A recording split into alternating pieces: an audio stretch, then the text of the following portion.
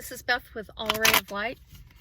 I am another massage day, so I've stepped out after doing massage, and I actually did a Reiki treatment, and I am feeling quite Reiki high at the moment.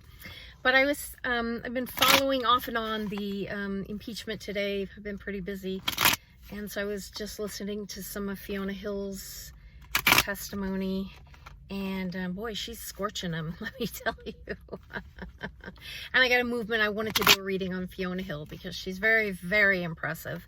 And I just want anything that Spirit wants us to know about Fiona Hill, the impact of her testimony, or just anything about her. She's a very impressive woman. So I'm just going to pull a couple of cards and see what they want me to know about Fiona Hill.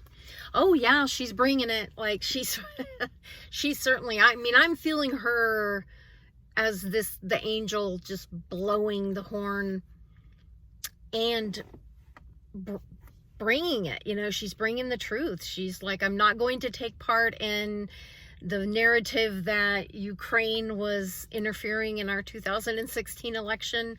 That's not true. Russia was, you know, I'm paraphrasing her, of course.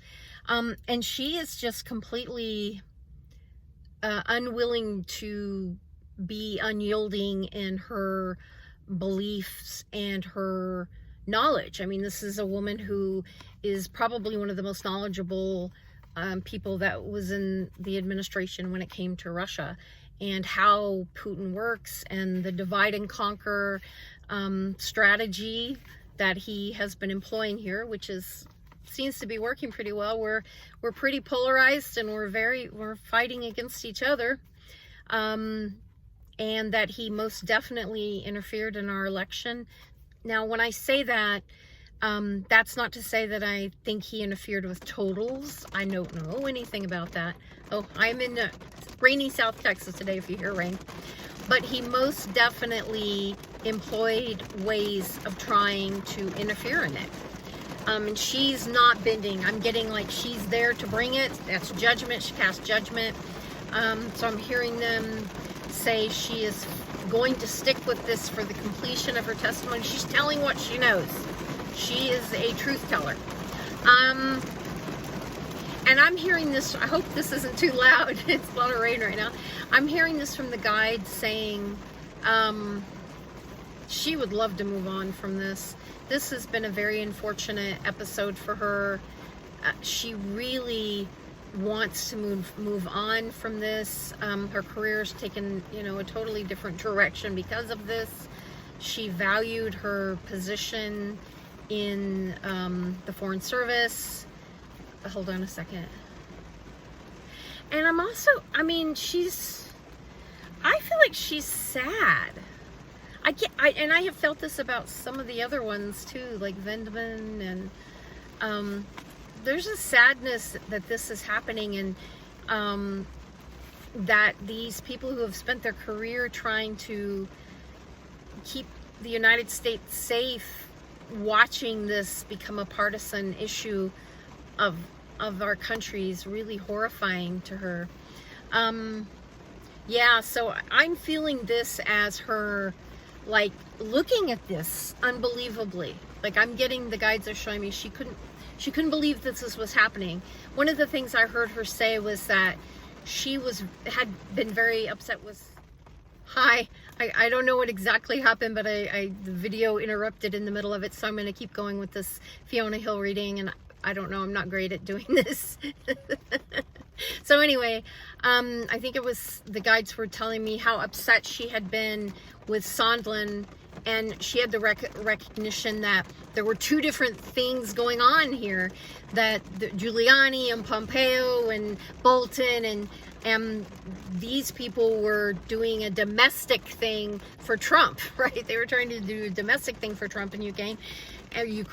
And then there was her and the Vindman and the Holmes, and there was the whole thing going on that had to do with our foreign policy. And she just realized yesterday that Sondland, you know, was, you know, keeping the people in the loop that he believed he needed to keep in the loop. And it was because of, you know, Trump wanting the goods on, or at least an acknowledgement from the Ukrainians that there was an investigation and for his linkage to Biden, you know, his political enemy.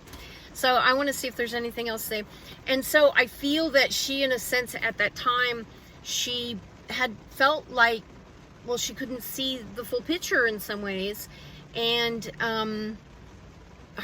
but now, like, it's completely off. Like, the blindfold's completely off. She knows what was up here and what was really going on. And she certainly is telling, she is giving us the truth, and she's telling it to us. So let me see if there's anything else about her.